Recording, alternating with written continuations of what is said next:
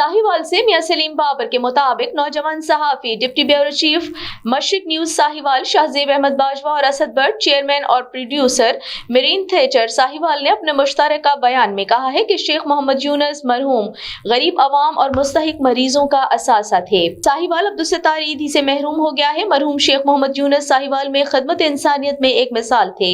शेख मोहम्मद यूनुस मरहूम ने खिदमत इंसानियत की तारीख रकम की। शेख मोहम्मद यूनुस साहिवाल के अवाम के लिए किसी मसीहा से कम नहीं थे। हाजी शेख मोहम्मद यूनुस की वफात पर दिल इंतहाई रंजीदा है।